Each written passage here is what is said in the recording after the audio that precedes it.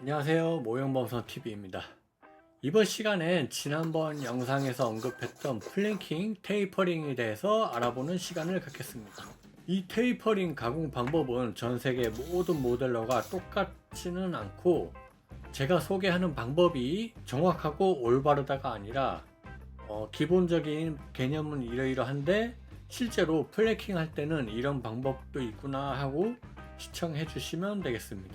우선 테이퍼링의 사전적인 의미는 뭔가 점점 가늘어지다, 끝이 뾰족하다라는 뭔가 감소한다는 속뜻을 갖고 있는데, 우선 범선의 외판 전개도를 한번 보여드릴게요.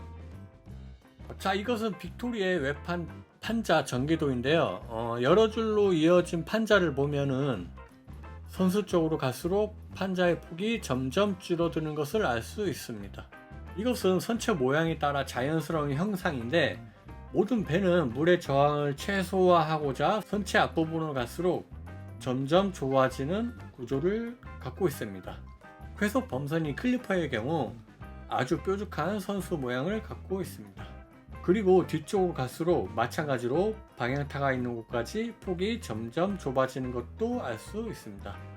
그리고 이 도면은 제가 만들고 있는 컨스티튜션의 도면인데, 플랭킹에 도움이 되는 각 판자의 넓이와 위치를 알 수 있는 단면도입니다.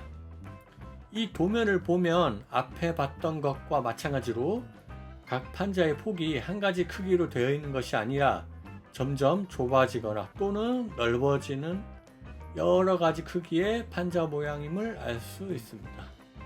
그리고 이 배는 1대100 스케일의 73은 전열함인데요. 이 앞쪽을 보시면 벌크헤드가 앞으로 갈수록 점점 좁아지는 것을 알 수 있습니다. 이 벌크헤드 전체 둘레가 이쪽하고 비교해서 확실하게 차이를 알 수 있죠.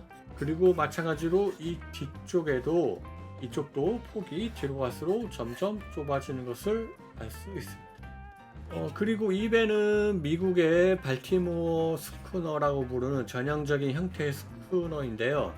이 배의 특징이 클리퍼와 마찬가지로 앞부분이 굉장히 뾰족한 형상을 띠고 있는데, 이 배 역시도 이 벌크헤드 둘레를 자세히 보시면은 이 앞쪽의 둘레가 이 중간 쪽 둘레에 비해서 절반 정도로 작다는 것을 알 수 있습니다.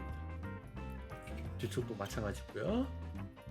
플랭킹이란 이 벌크헤드 둘레에 판자를 이런 식으로 덮는 작업을 말하는데, 키트에서 주어진 판자는 단순히 폭이 3mm에서 5mm가량의 직사각형으로 길게 잘라낸 판자입니다. 그렇기 때문에 지난번 골든 하인드와 같이 단순하게 앞부분만 뾰족하게 가공해서 붙이는 것보다 끝이 점점 가늘어지는 테이퍼링 가공을 해서 붙이는 것이 조금 더 고정에 알맞다고 볼 수 있습니다. 대부분의 키트 안에 있는 플랭킹에 사용되는 판자들은 1차 플랭킹 예로 들어서 두께 1mm에서 1.5mm 정도이고요. 폭은 배의 크기에 따라 약 4mm에서 5mm 정도인데, 이것들을 테이퍼링 하려면 여러 가지 방법이 있는데, 제가 주로 이용하는 방법은 소형 미니어처 대패를 이용해서 폭을 줄이는 방법을 사용합니다. 우선 어느 정도의 폭으로 가공할 것인지 마킹을 해준 뒤에 판자를 붙잡고 대패를 이용해서 폭을 줄여 나갑니다. 대패질을 통해 어느 정도 가공이 되었으면 스틱 사포를 이용해서 매끈하게 다듬어 줍니다. 만약에 대패가 없다면 아트 나이프를 이용해서 잘라주면 됩니다만, 대패를 사용하는 것이 훨씬 더 편하고 간단하게 테이퍼링 할 수 있습니다. 테이퍼링이 끝나면 선체 모양에 맞게 밴딩을 해주시면 됩니다. 이때 판자 앞부분에만 해주는 것이 아니라 배 뒷부분에도 역시 폭이 점점 좁아지므로 대충 어디서부터 테이퍼링이 들어갈지 마킹을 해준 뒤에 뒷부분에도 가공을 해야 합니다. 그렇게 해서 완성된 판자를 보면 양쪽 끝의 폭이 점점 좁아지고 가운데 부분의 폭이 넓은 모양을 갖게 됩니다.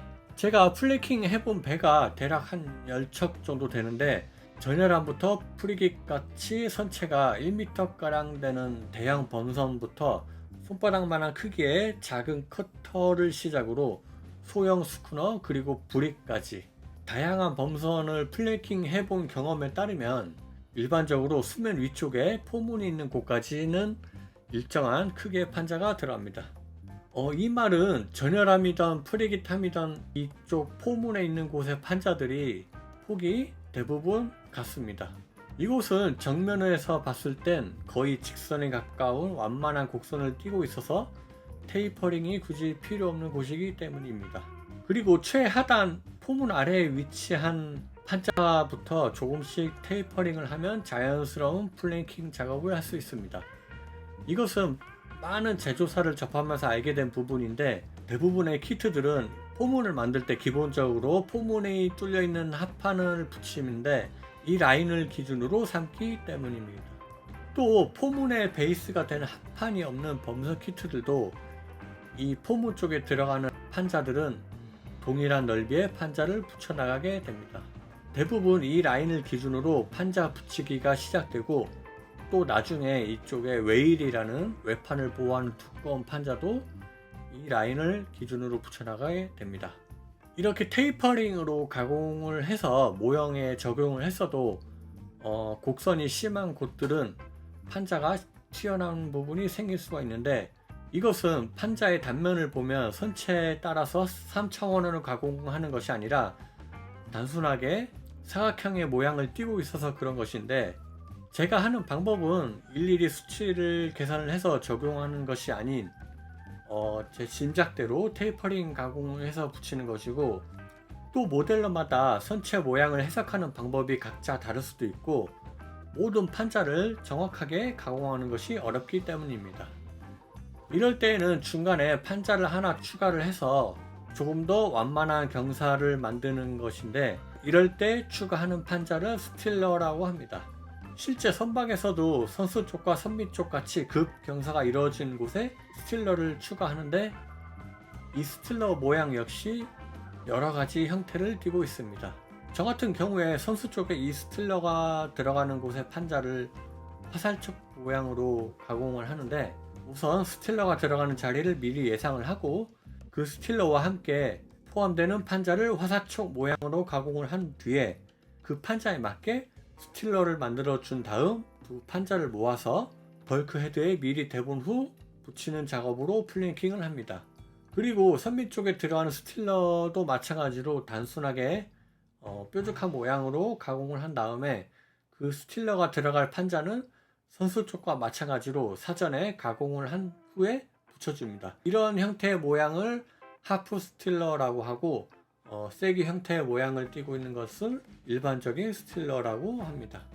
이런 식으로 스틸러를 추가하게 되면 자연스럽게 폭이 넓어지게 되므로 이 선미 뒤쪽에 들어가는 곳에 넓은 면적을 차지하는 판자들은 조금 더 수월하게 붙일 수가 있고, 만약에 스틸러를 없이 그냥 일반적으로 판자만 붙일 경우에는 이 뒤쪽으로 갈수록 폭을 점점 넓혀 나가게 만들면 됩니다. 그리고 1차 플랭킹 할 때 이런 스틸러가 들어갈 자리에는 벌크헤드 위쪽이 아닌 이 벌크헤드 사이에 있을 경우에는 뭔가 지지할 수 있는 베이스가 없이는 붙이기가 힘들 수 있으니, 가급적이면 이 급경사가 있는 곳에 벌크헤드 사이에는 발사를 미리 넣어서 나중에 플랭킹 할 때 조금 더 쉽게 할 수 있는 방법이고, 2차 플랭킹 스틸러 작업은 이미 1차 플랭킹 판자가 지지대 역할을 하고 있으므로 조금 더 쉽게 붙여나갈 수 있습니다. 앞서 언급했듯이 이 모든 과정은 똑같은 배를 만들더라도 모델러마다 각자 차이가 있으므로 여러 모델러들의 플랭킹 작업을 두루두루 살피면서 각자 편한 방법을 선택해서 플랭킹을 하면 여러분들이 만드는 범선이 조금 더 고정에 알맞고 더 멋있는 범선을 만들 수 있습니다. 골든 하인드의 다음 영상은 2차 플랭킹인데, 이것은 테이퍼링을 하진 않고 최대한 설명서에 맞게 작업을 했습니다. 다음 영상 기대해 주시고 지금까지 시청해 주셔서 감사합니다.